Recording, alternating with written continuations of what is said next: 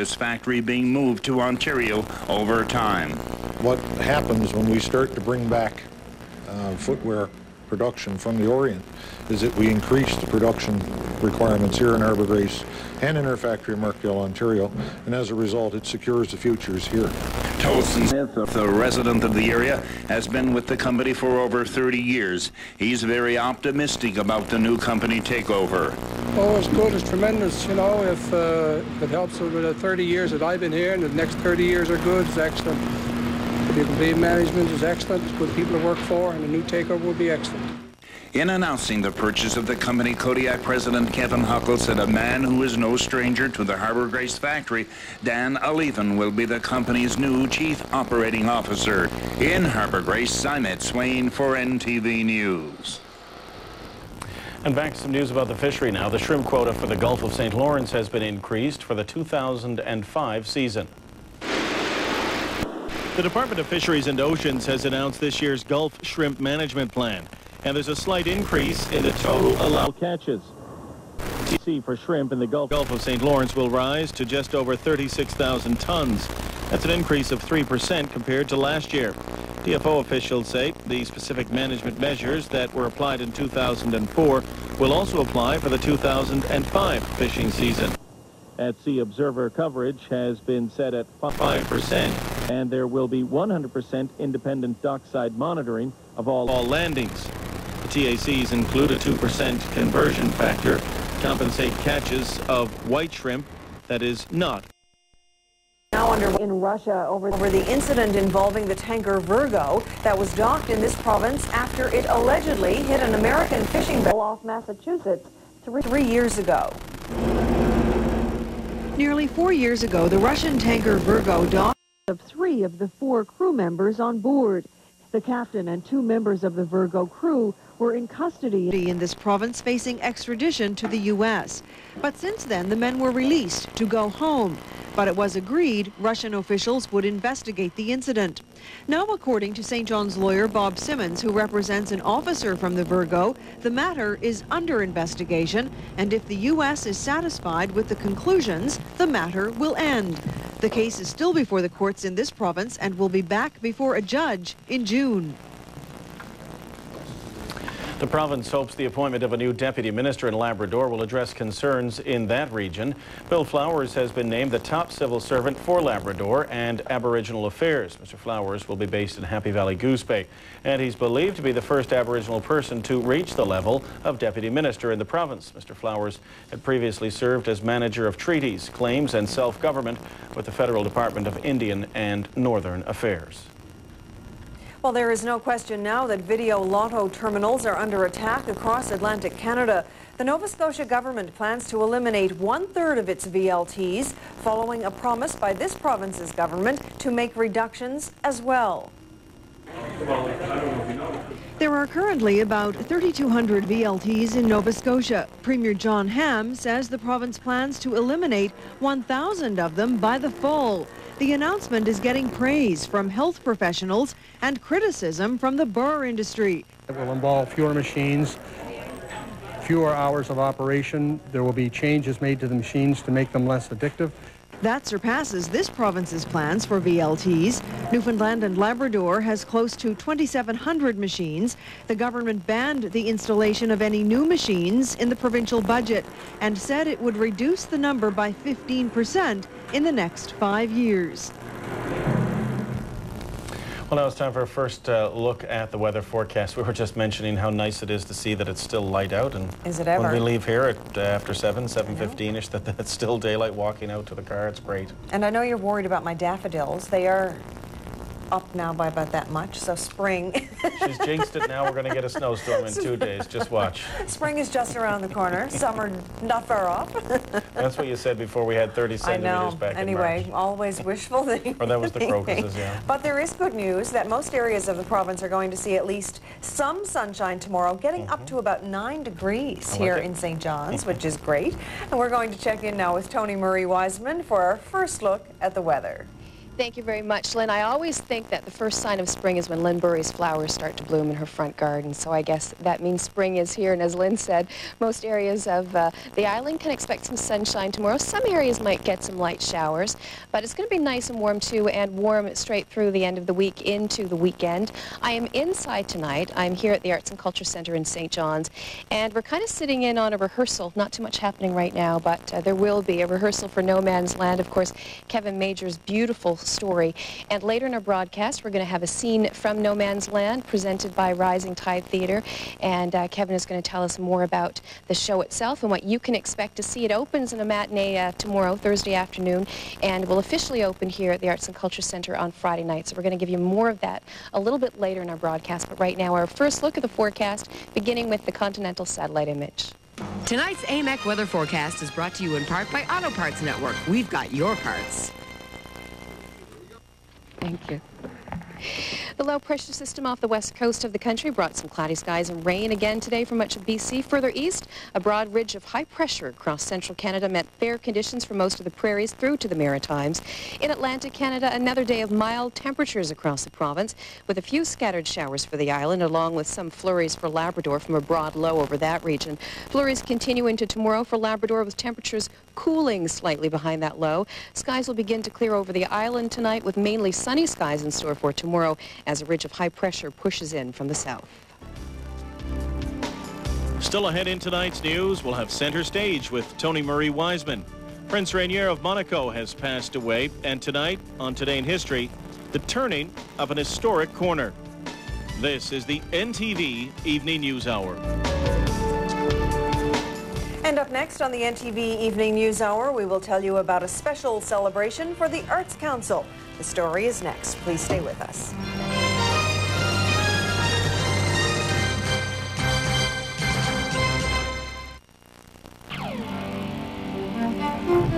How far can inspiration take you? Can available all-wheel drive take you through any season? Can a 340 horsepower Hemi take your breath away? And can the ultimate luxury sports sedan take you all the way to the top? Looks that way, the 2005 Motor Trend Car of the Year, the Chrysler 300. Chrysler, inspiration comes standard. Come on now. Getting the exercise that's good for her heart. Go get it. Doesn't always interest your cat. Getting something good to eat does. Indulge her heart with new Iams Select Bites. 7 essential nutrients help keep her heart healthy. And it's slow cooked in broth to keep her taste buds happy. That's living in Iams years. New Select Bites. Iams, good for life. Say goodbye to color that feels dry and enter the world of Hydrience, where color is lush, rich, and now stays radiant longer, because Hydrience has re-emerged with new double-sized Pantene After Color Therapy. First, the rich color cream envelops hair. Then Pantene penetrates deep to keep your color radiance longer than before. It's color so lush you'll only want more. Hydrience with Pantene. Feels like heaven, looks color wonderful. Don't worry, I'll have them down in no time.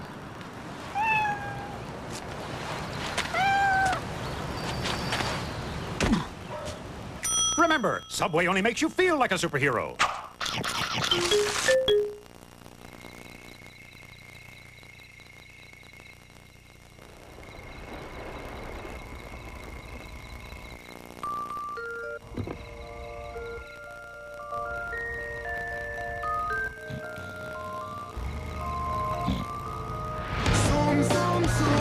The new Go Anywhere Master Tribute.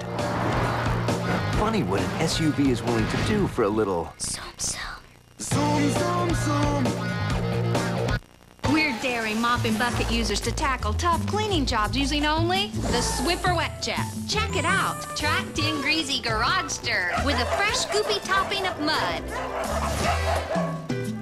Swiffer Wet Jet's powerful cleaning solution breaks up and surrounds dirt, while its triple-layer cleaning pad pulls up the dirt and locks it away forever.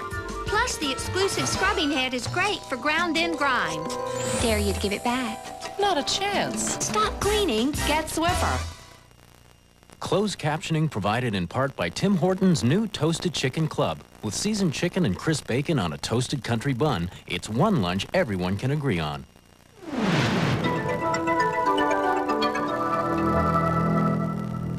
Welcome back, everyone. The Newfoundland and Labrador Arts Council is celebrating its silver anniversary this year, and this morning the council announced some of the events being planned to celebrate the occasion. Here's NTV's Sabrina White.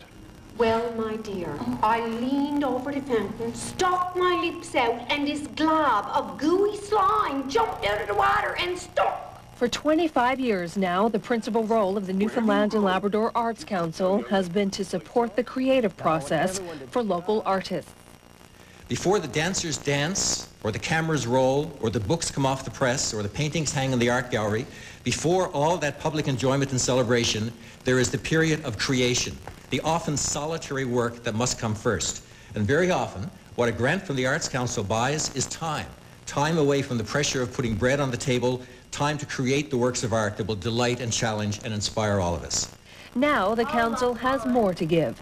For the first time in 6 years, the council has received an increase in funding from the province. This morning, Tourism Minister Paul Shelley announced an additional $100,000 to the council's core budget and an extra $60,000 to the council's 25th anniversary celebrations. The message to every single Newfoundlander and Labradorian on this 25th anniversary to get out and participate and become part of the festivities, because it goes much deeper than that into our roots as a province and how proud we are as a people. 2 main events are planned to celebrate the silver anniversary. Both are province-wide. The first is Arts Awareness Week. 1 week, we will call on any arts organizations, any artists, to open their studios, to put on special performances, to try to draw the public's attention to the incredible range of artistic activity that goes on here all the time. The second event being planned is a public consultation. So we'll be traveling throughout the province, making maybe as many as 8 or 10 stops, and asking people to tell us what are we doing well, where are we failing, and how can we renew our mandate. Finalists for the 20th Annual Arts Council Awards were also announced this morning. The top 3 finalists in the running for Artist of the Year are Robert Chafe, William Gill, and Ed Rich. Those in running for Emerging Artists are Ramona Deering, Lori Duty, and Joel Hines. Up for the Arts and Education Award, Elaine Greeley, Susan Knight, and Fergus O'Byrne and Jim Payne. The winners of these awards will be announced in 2 weeks. For NTV News, I'm Sabrina White. Well, the president and CEO of the Gander International Airport Authority says first quarter performance for 2005 is up, but there are plenty of challenges ahead for the year. International air traffic performed well during the first quarter, driving revenue growth upward.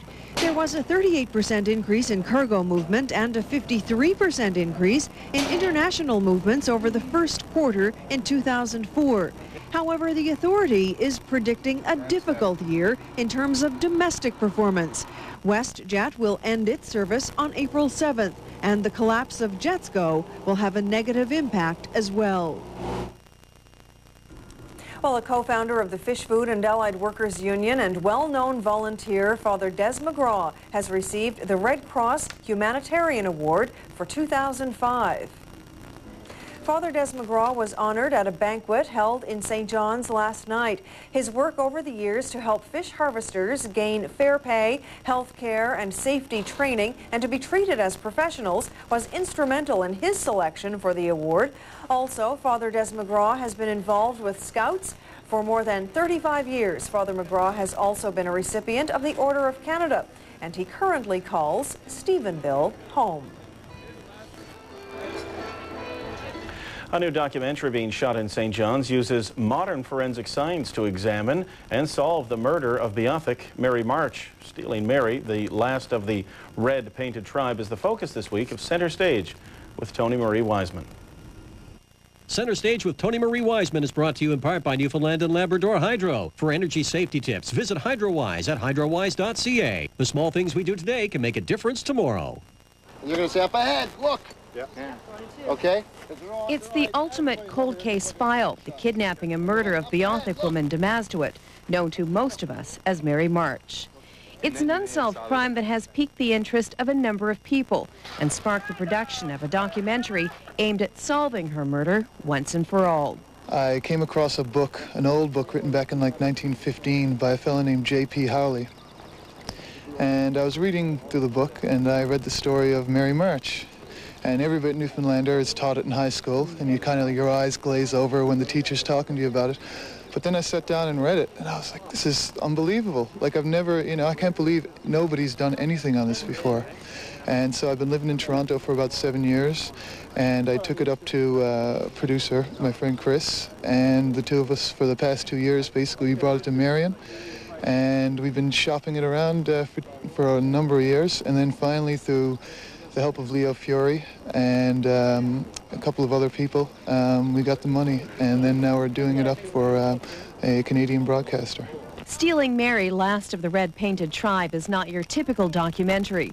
This one uses modern forensic investigation to help create and recreate the story. Marion Francis White of Firecrown Productions is co-producer of Stealing Mary. There are many versions of the story, so we approach it from the crime scene investigation, the capture on the ice, and then the story through the trapper's eyes, through Shauna Dithitt's eyes, to John Payton and various others, and then we decide who's really telling the truth and, what truth is there to unfold here. Building the set was just one of the many challenges facing the crew. Bark for the Maumatiques had to be brought in from central Newfoundland. They needed 6,000 square feet of bark. And to keep things as authentic as possible, the filmmakers, Wind Up Filmworks of Toronto and Firecrown Productions of Newfoundland and Labrador, brought in historian Dr. Ingeborg Marshall, an expert on the Beothuk. Well, it has become exciting. I have been a little bit involved in the very early stages of the manuscript of the ideas, and there have been a lot of changes, which some of which I have suggested and which I'm very pleased about, that it moved more and more towards what we really know historically about this, the whole event. The killing of Nona Sabasut and the capture of Damas Druid. Finding an appropriate cast was not quite as difficult. The majority of people playing Beothuk in this film are of Aboriginal descent. Jacqueline Selma was an easy choice for Damasduit, with her pretty round face, brown eyes, and long dark hair. She's also a student of Aboriginal studies. It's hard to imagine, really, like just knowing that you're the last one of your people. It's kind of. It's hard to put yourself there, but yeah, there's times when I'm just kind of sitting there and just thinking about it, and kind of it's overwhelming at times, like what was she thinking, what's going through her head, and knowing all your family and friends of, no longer there. Yeah, it's quite touching. Yeah. 80% of Stealing Mary will be shot in Newfoundland. The other 20% will be filmed in Scotland. The skulls of Damasduit and her husband Nona Sabasut have been sitting in a museum in Scotland for over 150 years. And this is not known to many of us here. So we are doing a scanning of the skull to have a DNA analysis and also a tooth extract to be able to analyze the bone structure. And in that way, maybe eventually we will be able to do DNA even on some people in Newfoundland and Labrador who think they might have some connections to the Beothuk. Stealing Mary, Last of the Red Painted Tribe, is expected to be completed by August of this year. The film will be aired on NTV after its debut release on the History Channel. Center stage for NTV News, I'm Tony Marie Wiseman. And turning now to international news, the College of Cardinals will begin a secret conclave April 18th to choose a successor to Pope John Paul II. Also, the Cardinals have opened and read the former Pope's will, but its contents will not be published until Thursday. In the meantime, people continue to line up to say a final farewell to the late Pope, and the numbers are growing every day. We get the story now from CTV's Tom Kennedy. At any time, hundreds of thousands are in the streets, spending entire days, entire nights waiting their chance. On occasion, all for nothing. If the strength of a church can be measured by sheer numbers, this says it all.